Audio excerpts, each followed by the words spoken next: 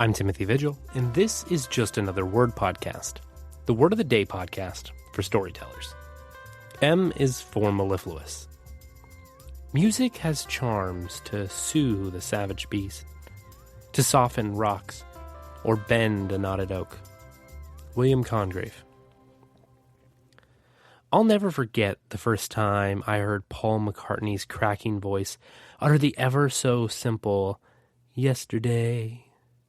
Or the first time I heard Julie Andrews spinning on a grassy hill, blasting out, "The hills are alive." The sweet sounds of the human voice come in a billion different varieties, but for each and every one of us, there are some that stand apart. Sometimes it's not just the tone or the pitch that captures us, it's the way the sound seems to glide through the air, softening the hard edges of our world. To understand mellifluous and the weight of this word, we need to look back at its etymology. The word is a marriage of two Latin roots, mel, which means honey, and fluor, meaning to flow. Its earliest use in the English language came in the 15th century, and it was very literal. It was used to describe an object that was literally dripping with honey. Later, we made it more abstract for poetry and songs, but it still holds this original understanding. The Merriam-Webster dictionary defines it as having a smooth, rich flow, filled with something that sweetens. You see, literally to be mellifluous is to be flowing with honey. But metaphorically, it also is to be flowing with honey. See, because honey isn't just sweet. It's dense, it's slow, and it's golden. Unlike water, which splashes and breaks, honey clings and coats. And a mellifluous sound doesn't just hit the ear, it lingers, filling the space with rich and effortless resonance. It's rich, it's golden. One of the key ways that mellifluous is often used is to describe characters who might be a bit shady. We could use the term honeyed words as a warning. There's a reason why sirens and sophisticated villains are often both described as having a mellifluous voice. See, because when a sound is too smooth, it can feel like a mask. It's the linguistic version of a fugitive truth, something so easy to listen to, you forget to pay attention to the actual meaning of the words. While Paul McCartney's voice cracks and shows us some vulnerability, a truly mellifluous villain would never crack.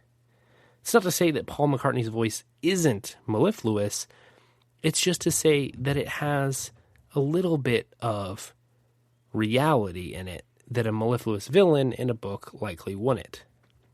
Their voice is a shield of perfection. It keeps the listener from seeing the danger beneath the surface. It's a sound designed to soften the rocks of a character's suspicion. And this is a really great way to use mellifluous in our writing, giving that character the honeyed tongue. Give your villain a calm and confident manner which speaks in a passionate and eloquent way.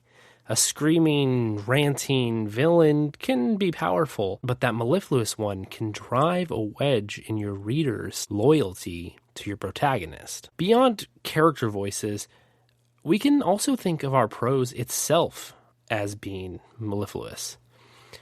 It can flow easily. It can drip in a wonderful way.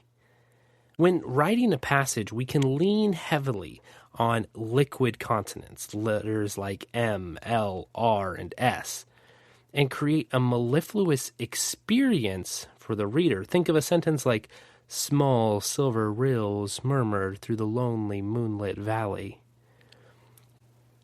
There's no extra friction or air blockage.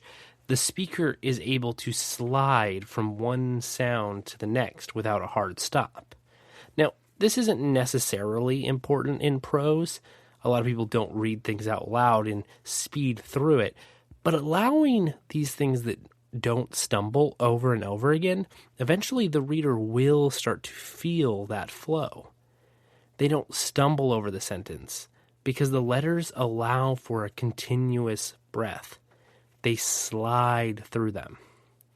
We can use mellifluous prose as a contrast, and if you do this with something that's very chaotic, and if you compare this against something that's very chaotic, you can create this sense of peace and beauty in one place, and conflict in something more jarring in another space. Also, a great place to use mellifluousness in our writing is as a voice of authority. If a narrator speaks with this calm, all-knowing sense, it can give the reader the impression that the story is in a steady, capable hand, making them more willing to follow you into the dark parts of the plot. Allowing the simple understanding of the comfort that comes from mellifluous prose, we give the reader safe harbor. Ultimately, mellifluous is a reminder that how we say something can be just as vital as what we say. It's the golden thread. It pulls the reader through a long passage without them having to feel the weight of every word. So, in your next draft of your story, look for the squeaky hinges in your dialogue. Where are things jarring? Could you add a drop of honey? Could you make the sound flow? Could you let your reader drown in the sweetness of the story? This doesn't just have to be with a villain. It doesn't just have to be with your narration. Maybe one of your characters is very smooth and easy to listen to. And adding that into them could make your character and your whole story really stick out. You have been listening to Just Another Word podcast with your host, Timothy Vigil. For more information, go to timothyvigil.com.